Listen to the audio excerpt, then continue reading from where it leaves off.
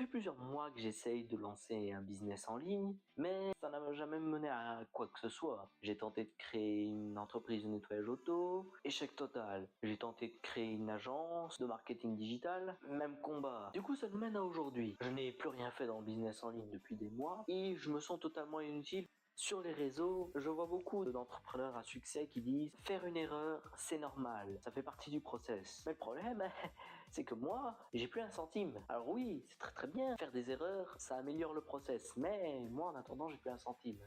On arrive du coup aux vacances d'été, première semaine de juillet. Je me retrouve à faire une séance de sport avec un pote et la discussion mène sur le business. Je lui parle donc de mes différentes tentatives, des différentes tentatives qu'on avait d'ailleurs tentées ensemble, mais voilà, ça n'a jamais été très fructueux. Et là, il me dit, mais et si tu essayais de monter une plus grande équipe? Et là, je me dis, mais oui, pourquoi n'y ai-je pas pensé plus tôt? Et si je réunissais mes amis les plus proches, les personnes en qui j'ai le plus confiance, pour créer un projet commun dans lequel on avancerait tous ensemble? Ça fait partie de mes objectifs de vie. Ni une ni deux. Je lui propose d'être mon homme d'affaires, le vendeur. Ensuite, j'appelle un ami d'enfance, et je lui propose de rejoindre le projet. Il me dit, vas-y, je suis giga chaud. Ça m'arrange tout ça. Je me dis, parfait, j'ai une super équipe, et là, je tente quelque chose, je crée un compte sur les réseaux sociaux et j'essaye de créer un genre de personal branding, une genre d'image sur les réseaux sociaux qui nous permettrait d'être plus crédible auprès de nos clients. Et là, j'essaye pendant un truc comme 2 semaines, tous les jours, de poster un TikTok. Tous les jours, pendant 2 semaines. Et au hasard, j'ai un pote qui vient dormir à la maison. Il était assis sur le canapé ici à côté et il me regarde tourner une vidéo que moi j'étais assis là, sur mon ordinateur, en train de lire mon script et de faire la vidéo. Et là, il me dit, frérot, ça se voit que t'aimes pas faire ça. Et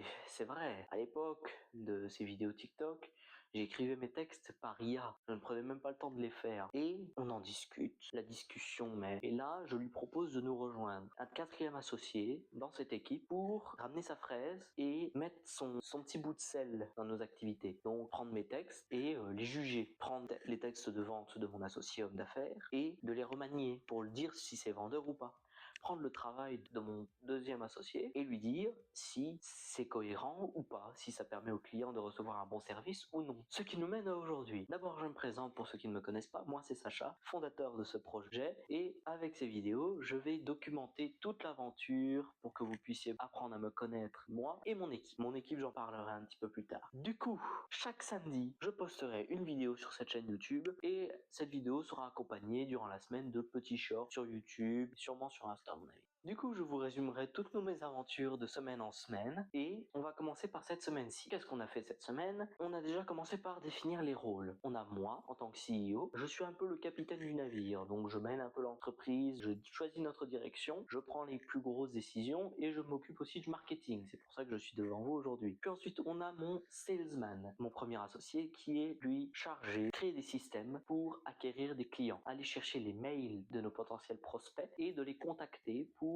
boucler des appels de vente, des sales calls, comme j'aime bien les appeler. Ensuite, nous avons le COO. Cette personne est là pour s'occuper du service que l'on va rendre à nos clients. Il fait en sorte que ce service soit rendu parfaitement et en accord avec les promesses dites par l'homme d'affaires. Puis ensuite, nous avons le responsable produit et opération créative. C'est le lien entre le COO et le salesman. Ce gars, c'est un peu l'œil extérieur qui va vérifier si l'offre de vente corrèle avec le travail fourni en aval. Il prend aussi le travail de chacun et il essaye de l'optimiser de sorte à ce que chacun ait de moins en moins de difficultés à gérer notre clientèle et à augmenter petit à petit la charge de travail pour faire grandir l'entreprise monétairement et aussi en effectif. Mais du coup, on n'a pas fait que ça cette semaine, parce que sinon ce serait une semaine très ennuyante. Du coup, moi, je crée cette chaîne YouTube et je commence à bosser sur les shorts à côté pour accompagner tout cela. Et au fur et à mesure que le temps avance, j'aimerais que cette chaîne soit aussi un moyen d'attirer de la clientèle. C'est pour ça que j'appelle ça du marketing, parce que le personal branding attire de la clientèle, incroyablement. Le salesman, lui, a appris à aller chercher les contacts de nos différents prospects, potentiels clients, et il a mis en place un système pour que nos leads, donc nos potentiels futurs clients, puissent réserver un appel de vente sur un Calendly. Ensuite, nous avons le COO. Le COO, lui, son métier, c'est de préparer l'arrivée de notre premier premiers clients et du coup préparer notre service. Quel est notre service? On s'occupe du marketing digital des entreprises ou des jeunes influenceurs. C'est plus ou moins le résumé de ce que j'avais fait avant, mais avec une équipe cette fois-ci. Et puis nous avons le responsable produit et opérations créatives.